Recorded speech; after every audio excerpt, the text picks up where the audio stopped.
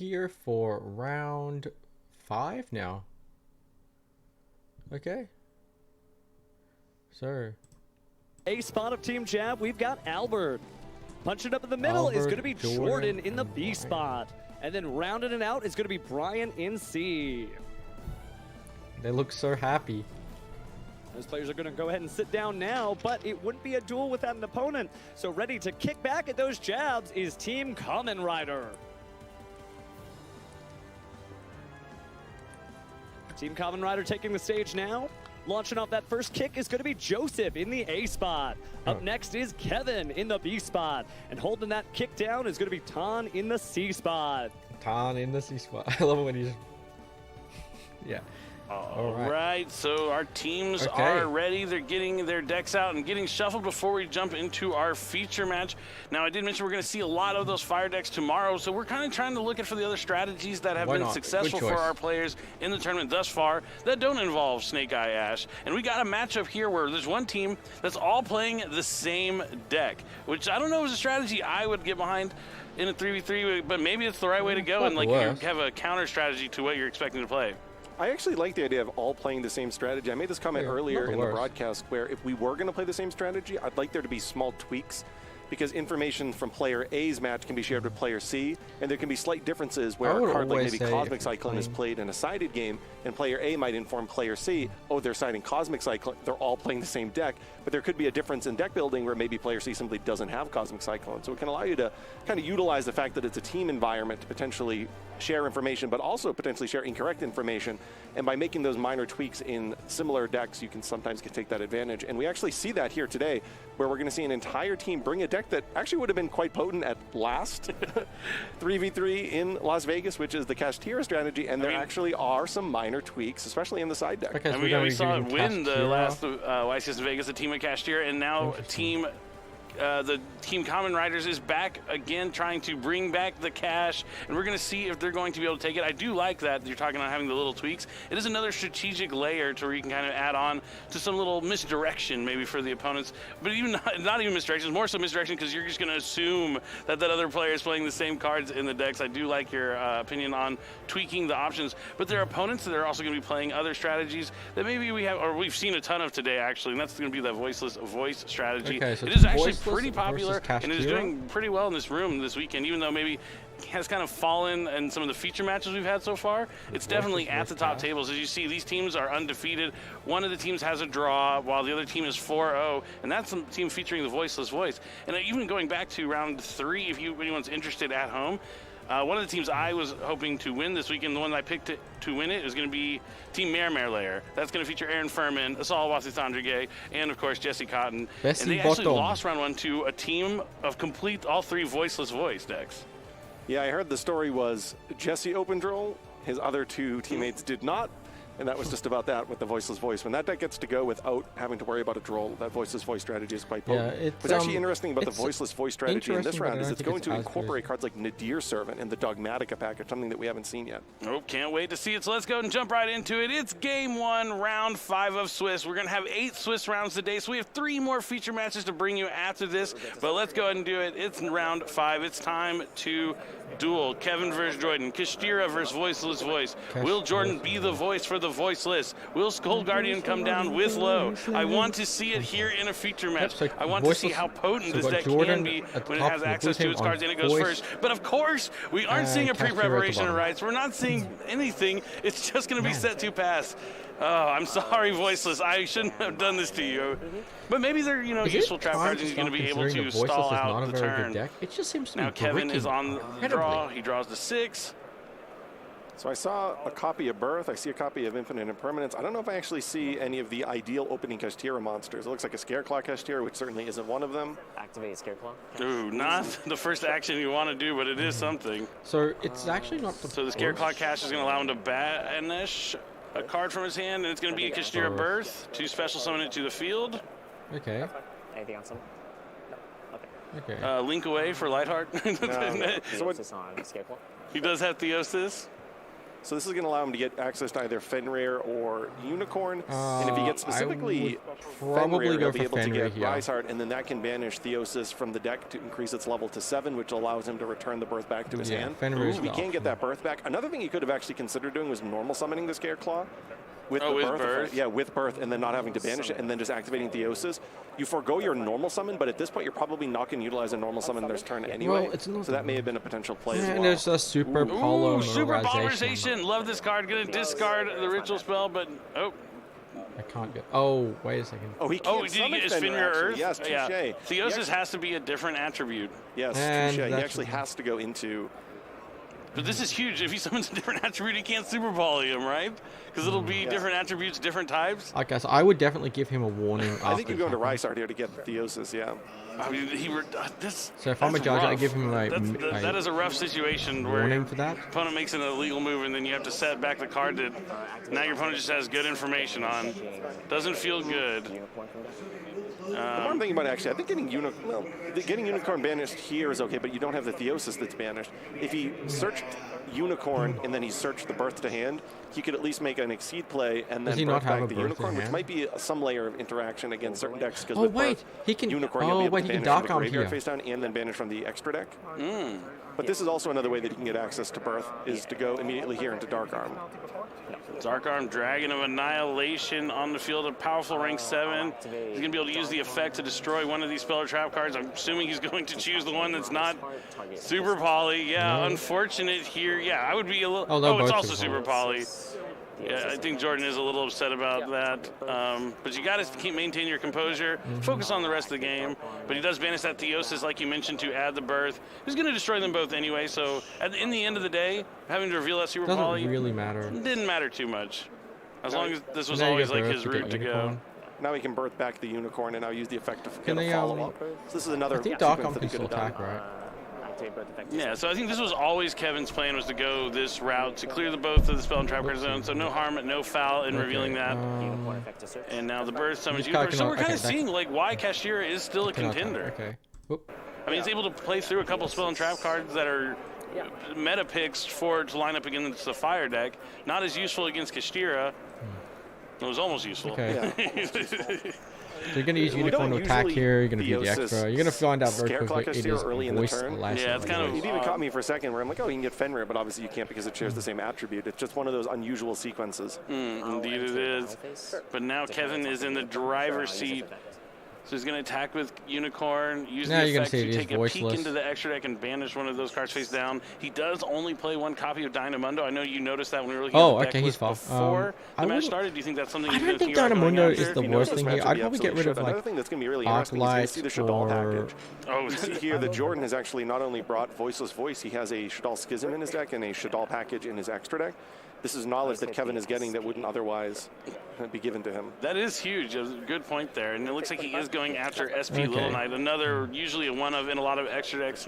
Solid to hit with the Kashtira Unicorn. It's interesting. Some of the Nadir Servant targets are actually kind of hidden still. Cards like Elder Entis. Some cards like Elder Entity, rather, are now revealed as a result of seeing the extra deck. So Nadir Servant is a card that now he'll be able to assume is in Jordan's deck as well.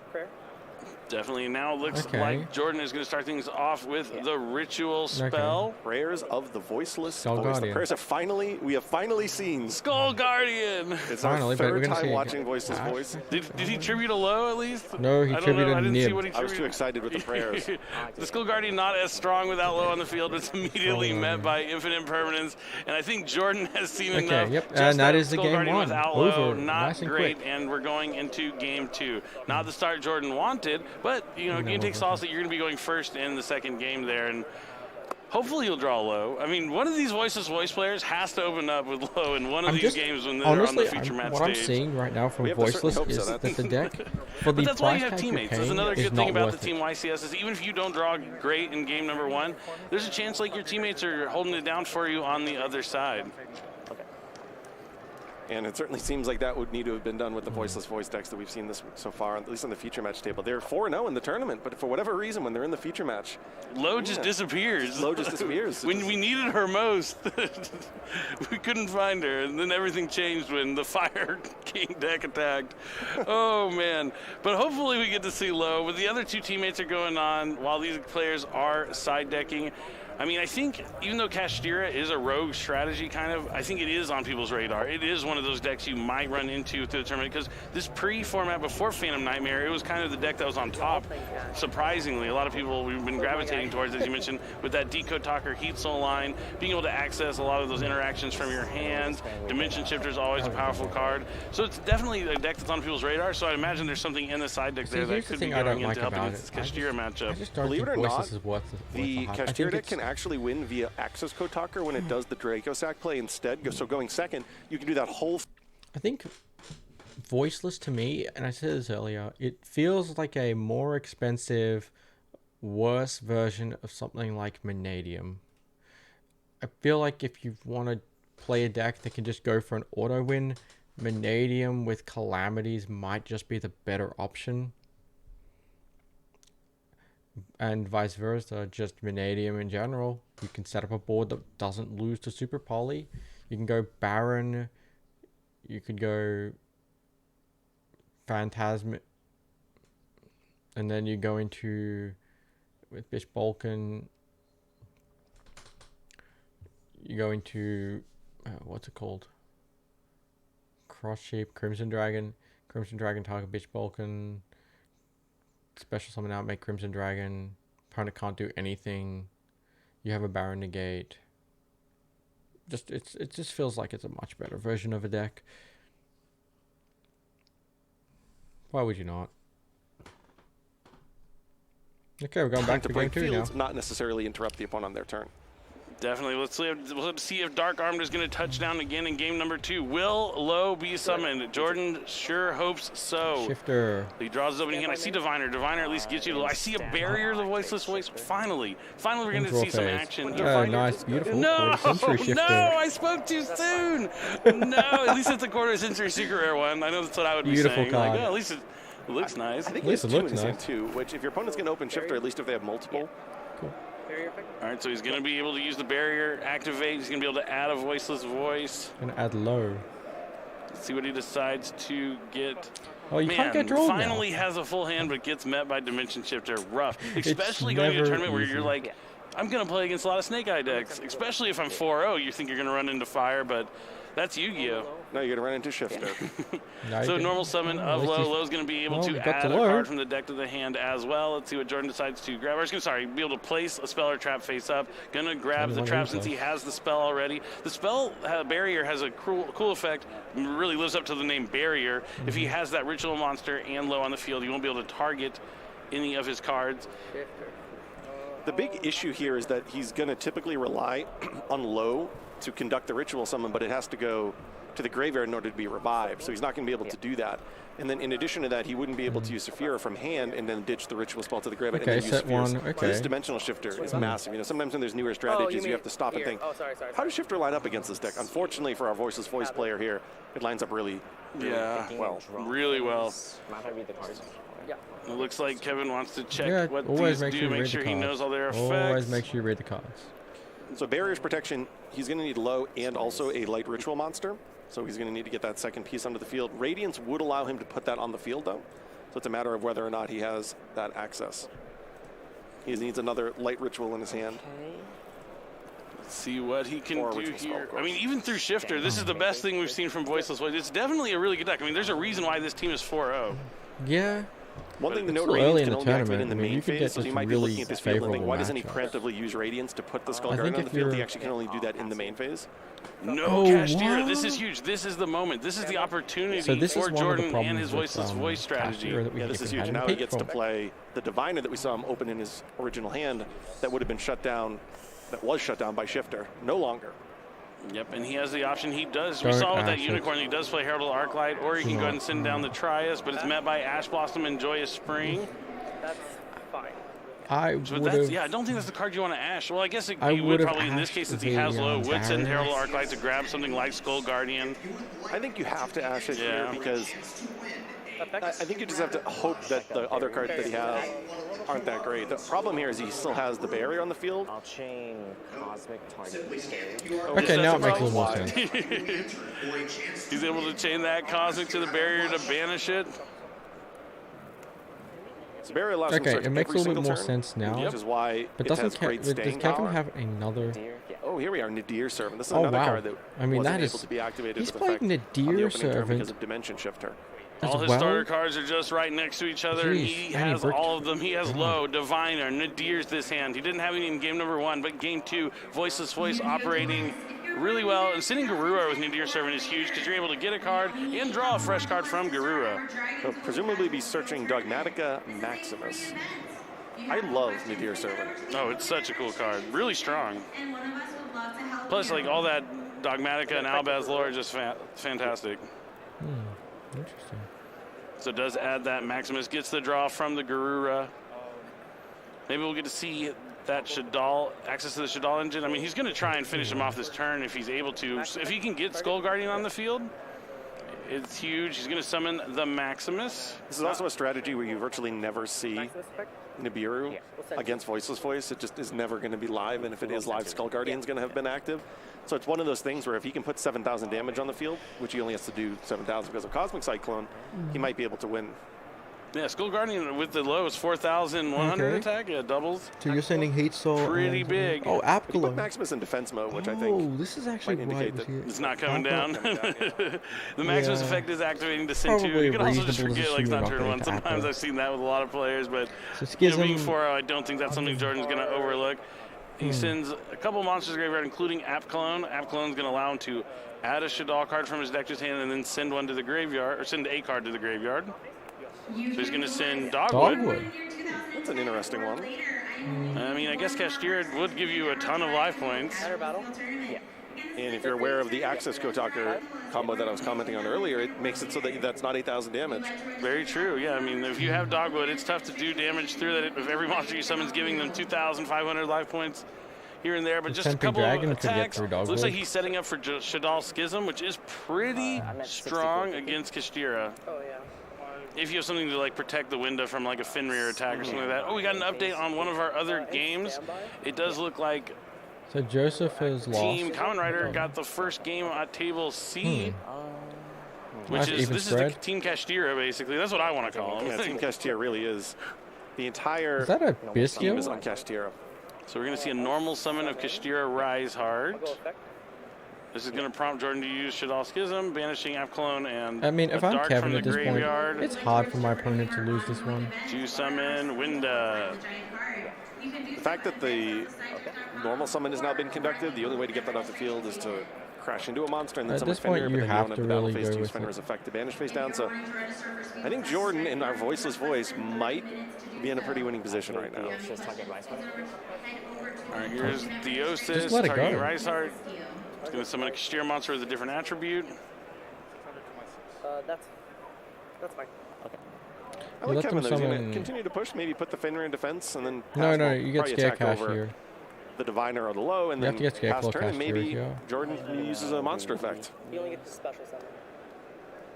Yeah, got to double check on Winda. It's I always believe it's around, but not a Scarecrow card that's Kashtira seen a here lot would of give play you- recently. Ooh, this is a nice one. Ooh, But Scarecrow it's not going to Cash. matter shuts down because he's the got El a Shaddai with Radiance face up. Very strong. To be fair, nothing really would have helped. And can attack in defense mode. This is an interaction that, now that I'm seeing it, it's kind of an obvious one in these two style of decks, but not one that you typically would see. El Shaddai Wind is not necessarily the most popular card, but the ability for you to special summon out of the deck with Theosis, but it's able to still attack is huge. Does look like we are entering the battle phase. If And the I would Infernus on dispute Scare Claw means he's not going to be able to attack in defense mode.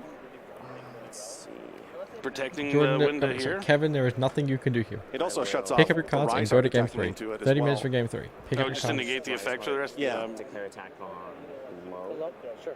I'll take 1450. All right, so Lowe's going to the graveyard. Why did There's Lowe no have to Skull have Guardian 50 to protect her attack? just What? yet. 50? put me at what was that? 1550? Or so 6450. Both these teams are undefeated, though. The Kashtira team does have one draw. I took 1550 already. So it'll be interesting if Maximus goes off again on the following turn. Maybe sending Elder Entity and Atis to the graveyard, because I'm looking at this field and I'm wondering how they're getting over the Scareclaw Kashtira in defense mode with only one special summon. And that's in a zone, it's in your link zone, of what your extra monster zone, but the location in which you'd link summon. I guess you might be able to use the fact that Diviner is a tuner. That would be, yeah, he might have access to something in the extra deck. That would be pretty interesting. Now, it looks like Jordan is up. Oh, no, he's not up yet. Looks like Kevin. I think we're doing Rise Heart's effect. Okay, Kevin hasn't used the Rise Heart effect. Might as well banish 3 cards. I thought Jordan was about to draw, but he's about to banish the top 3 cards for the Rise Heart. Yeah, this makes a lot of sense. You banish Birth so that if you are able to use Rise Heart again on the next turn, you banish Theos to add the Birth to hand.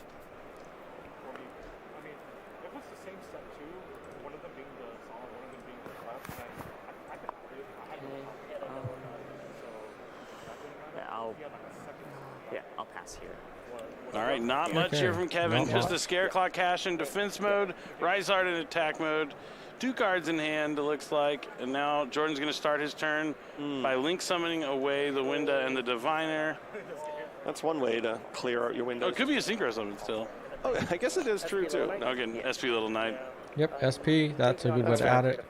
I was curious if there was a way that he could keep Wind on the field the entire turn and also clear the Scareclaw Kashtira, maybe valuing the effectiveness of El Shaddai Window, but he seems to have lined up a play where he doesn't even need to do that. Oh yeah, this is nuts, man. This is just nuts. Oh, we did miss on table A. It looks like Albert 2-0'd his opponent. So they are, the other team, Team JAB, is up a game. So if either of the other players on Team JAB wins, this match will be over, but they are both down game 1.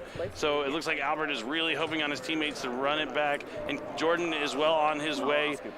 Okay. Yeah, but it looks like Kevin has seen enough. Voiceless Voice taking if I was game Kevin, I number would have 2. skipped a little bit sooner. It's interesting. Albert's actually playing Kashtira himself, so there's a Kashtira deck on the other side of the table as well, really showing who's the master of the Kashtiras. Yeah. I wonder how much fire is going to be next. Kastira's really been like overperforming from what I expected. I mean, you've talked about so much of why it is a good pick, what it can do now that a lot of players maybe not been privy to. They kind of still see it as that.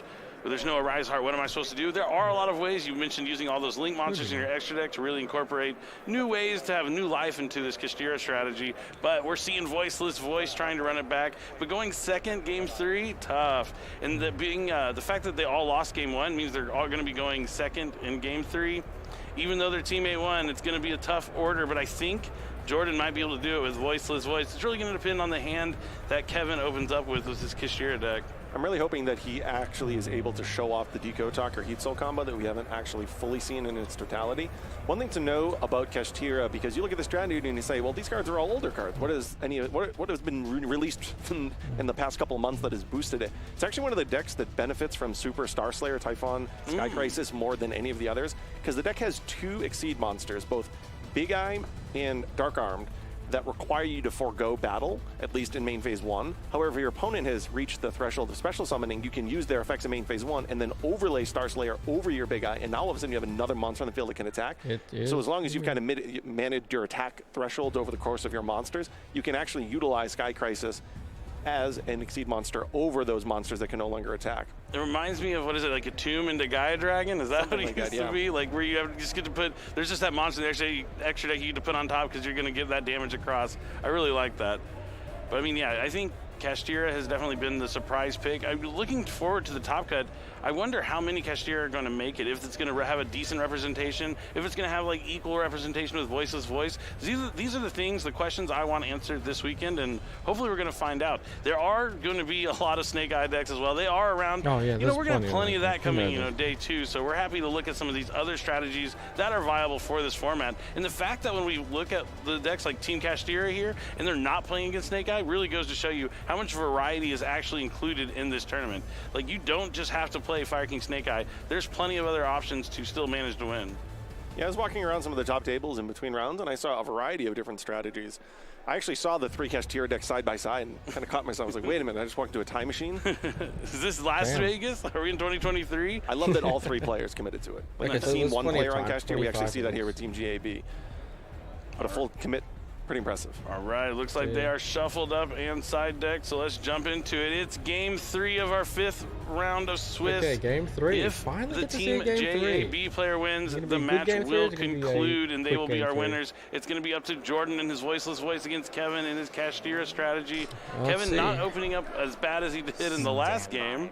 Definitely has some That's one of cards the he can issues play of at least. Kashtira. So here is a really important thing with the Even at Kashtira full strategy power, that you have to that's decide. tricky. He has Fenrir, he Fenrir. has Birth. Sure. That That's is a good enough to start. go into the Deco Talker play that I talked about. He also has Pot of Prosperity, though, which means if you choose to do that, you have to forego the draw of Deco Talker, at least on got your 2 turn. You still get the draw prosperities. during your opponent's draw phase, but it is something to That's not consider. nice. There 2 are prosperities. a few non-combos in this strategy. A little bit of Nambo. A little bit of one, yeah. So Fenrir's adding the Unicorn. Let's see if the Birth is up next. As you mentioned, this is like the go-to play. Ooh, the fact that he has Rise Heart in hand also, it kind of depends how committed he wants to be around certain hand interruptions. summon. But because he has the Rise Heart, he actually can do a play where he uses that later on in the turn and banishes a Theosis and returns the Fenrir or Unicorn that he banished to summon the Scareclaw Kashtira back to his hand for follow-up. So maybe not for only does he have Apper the Deco here. Talker play here, he's got sort of the full Deco Talker play. Yeah, that's fine. Yep, and that infinite impermanence shutting him Honestly, down. if, Not if, going to be you able play, to if, add you play, if you Theosis. play Big Bang, this does not matter. Oh, he has 2 copies of Product Prosperity. You kind of have to use one of the copies and forgo the draw of the Deco Talker. There are occasions where sometimes you might hold the Product Prosperity, but usually you want to just forgo the draw on your turn because the ability to see 3 or 6 cards off the top is a little bit better. Probably only 3, to be honest, because the Deco Talker he's play put Summon Limit in requires his you to deck as utilize well. several different cards. See, The I don't know Draco if Summon Sack, Limit 2 is Link great Spiders, versus Voiceless, because they the can get Crystal away with Heart, only and then 2 also the summons. Heat Soul. It really adds up after a while. If you banish 6 here, you might not be able to use your pot on the next turn. I can definitely see that. And the fact that he summoned the Rise Heart here also leads me to believe that he is so going for the he's Prosperity at some He's point because he's absolutely now on locked into Prosperity. Xyz monsters. But it looks like he's still holding off on the Prosperity.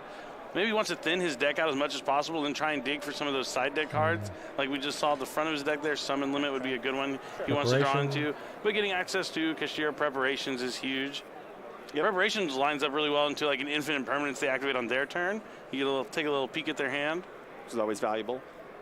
Yeah, Kashtira Ogre is really sort of the epitome of when Kashtira is trying to play the advantage game. Hey, QCR Comes that Prosperity. Prosperity. In a beautiful quarter-century secret rare. Very shiny. Is he going for 3 or 6? Oh, he's going on 6. Yeah, you just get rid of your heat cell likely packets. means he's going to play around Nibiru and pass with this field. Especially if he grabs something like Summon Limit. Fine. Judgment The and last Summon card Limit. is Ooh. Summon Limit, and the other one before that is Solemn Judgment. Both great options. Because I don't think he's going to make any more summons now to risk He's got Nibiru. Prosp in hand. This field doesn't look all that threatening. Oh, but it the fact is, that it there's the is. Fenrir banish, the Unicorn banish from the extract, and the Ogre is pretty solid. Unicorn doesn't necessarily line up against most voiceless think voice you strategies. grab- But the fact that this voiceless Well, it voice depends what you're strategy is scared playing of. the You scared dogmatic of package, it could breakers, or actually you be scared pretty of pivotal. Oh, yeah, definitely. But it looks like he's really contemplating here on this Prosperity. Yeah, I was like, if he doesn't take the Summon Limit, I'm a monkey's uncle. Like, I don't, that has to be the go-to there. Well, no, it could Summon be Judgment. Limit. It depends on what you're Evenly scared of. matched. Right. Do you have You just keep Summon Limit. If you have evenly matched, then you just keep that Summon Limit. You're not winning with Kashtira under your own summon limit, though. That's the problem. No, you could. All right, so play is onto Jordan. He's going to activate Barrier in the same zone as Birth, so he doesn't have to worry about something like Infinite Impermanence. Yeah. I'm interested to see how he Let's see plays what he through decides this. to add. It's going to be Saphira? Saphira. Oh, looks like he's thinking, wants to check the hand again real quick to make sure he doesn't already have Saphira. Yeah. The beauty of Saphira is it actually allows you to conduct a ritual summon that doesn't require you to actually activate a spell card that could trigger Birth. Ooh, that is pretty cool. He's going to definitely want to do that before the Birth banishes the Saphira out of the graveyard. But now he gets to discard Saphira to add a Voiceless Voice card. Send it down. Anything? So you get Prayers and Skull Guardian. Prayers goes to the graveyard, Skull Guardian to the hand. You don't do anything here. He's going to want to time his Fenrir really well this turn because if he allows Voiceless Voice to establish low plus ritual, he's not going to be able to target. Ogre effect? So it's going to be really important to use Fenrir. Okay, see, this is what I'm saying. I want to say preemptively, but early enough in the turn. Top 5, right? Yeah, top 5. What? Oh, you're right. I did not.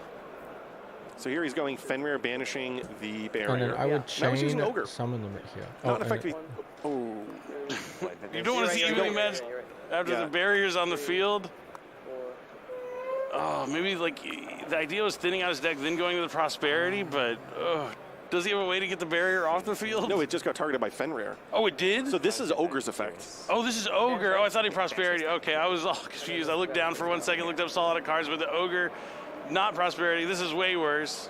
Yeah, with Nadir Servant, but typically allowing you to draw prosperity doesn't typically line up well with the Nadir because you really want to sink Guru every time. I guess you pick between the two, but do you think when he sees that evenly after he targets the barrier, he gets a little concerned, like, oh no, maybe he has evenly in the hand? Talents is good here. Drawing 2 means he's looking for something. He's gonna lose the Saphira and the prayers. Yeah. You know what's coming. He's gonna get evenly. Kevin resolves Why first. would you not take evenly? Oh, is this still on top? Yeah, just hit these 3. Yeah, he got evenly now. Enter battle phase. This is why I would have taken Judgment. There it is. Some of the scariest words in Yu-Gi-Oh.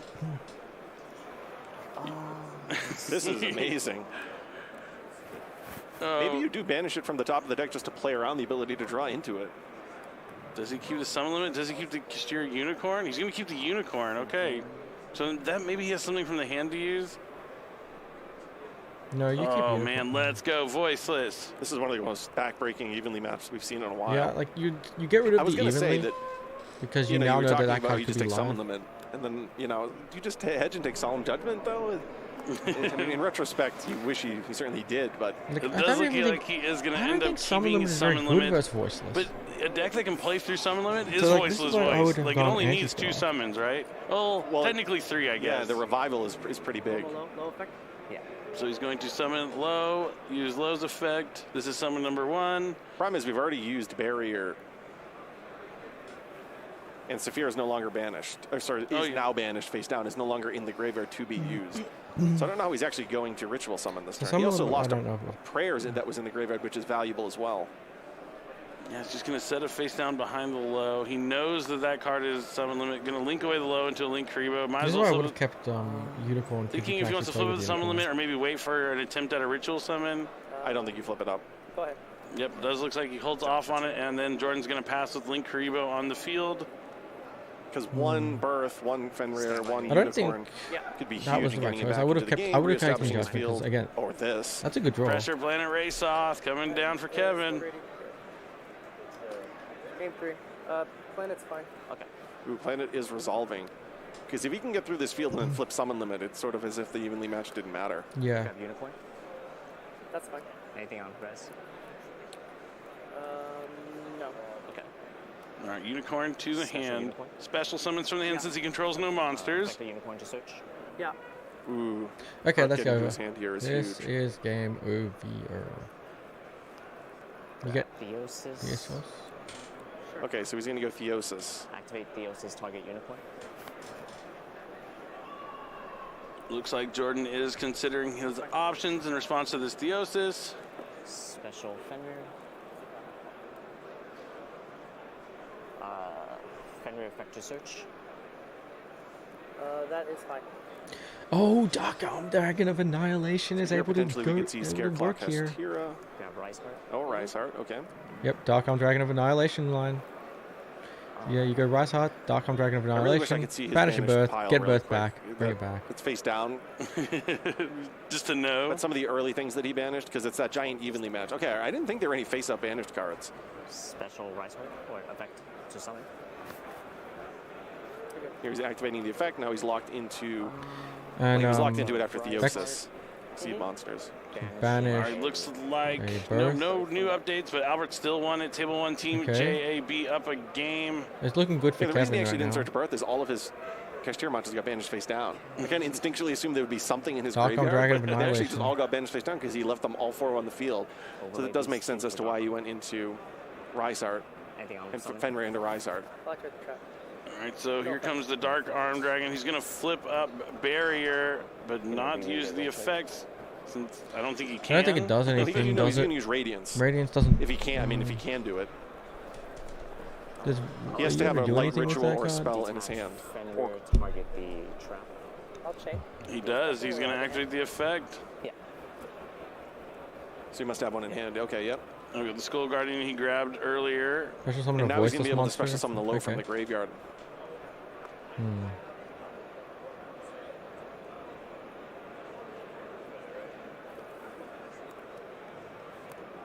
Sorry, thank you. Yeah. He lost. This is game 3. Yeah. And you? All right, so he's going to summon the Nuzu Saravis, the monster effect version. And then this is what can allow him to go into the Skull Guardian, which would then allow him to summon the low back.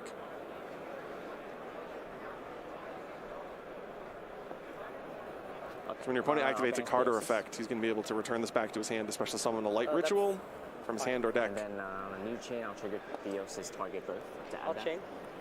Yeah. So he's going to chain to summon the Skull Guardian, as you said. And now he's going to try and summon the low. But he has a summon limit set, right? Yeah, he could chain that. Yeah, all he's doing is, yeah, he just has a flip of the summon limit. The low won't come back out. The Skull Guardian isn't protecting anything, so it's basically useless. And he would stop the not the activation, but the fulfillment of the barrier effect that would stop him from targeting with a Dark Arm on the field, which he obviously wants to do. On resolution of that, I'll use Unicorn's effect. Yep. You can't target cards, can you? On resolution of that. So as I mentioned earlier, that Unicorn doesn't typically line up as a big card against Voiceless Voice, but you know here, taking away SP. So now you use Dark Arms to pop the Link I like taking away SP with summon limit face up. It's kind of like, oh, here's your one way that can easily out it, but now it's gone. Not really though, because you need an extra deck monster. True. I mean, it would be the Link Karibo or something, but it's still It's tough. not going to be on the field. Yeah. I think I would have done the Natess so that Nadir's not an instant out to it. That is a good option. And then attack or Skull Guardian's only at what? Kevin kind of in the driver's seat here. That summon limit is coming in clutch. And that was the one card he kept on his field when he got evenly matched, and now we're seeing why. How is he double? Because the low's in. Yeah. Oh, he didn't realize that it's doubled while low was in the graveyard. Dun, dun, dun, dun. What is that?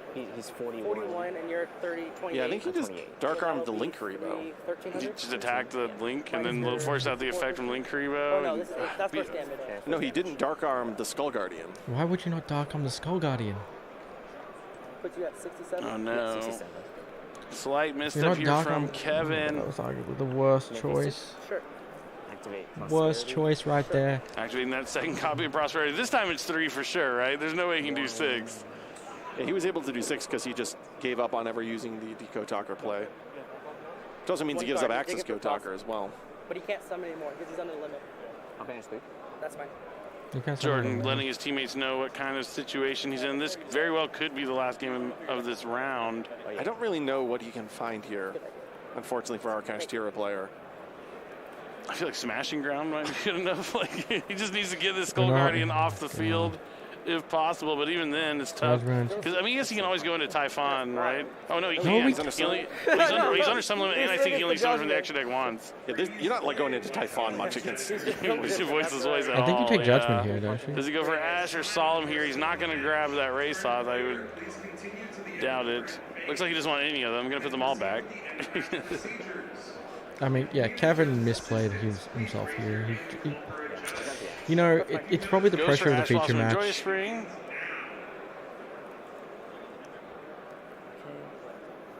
Probably the pressures of the feature match just getting to him a little bit. Yeah. All right, passes. Stand by? Yeah. Mate. Yeah. So once you just get low onto the field, I'll feel really good for Jordan. I think we're already in fantastic shape.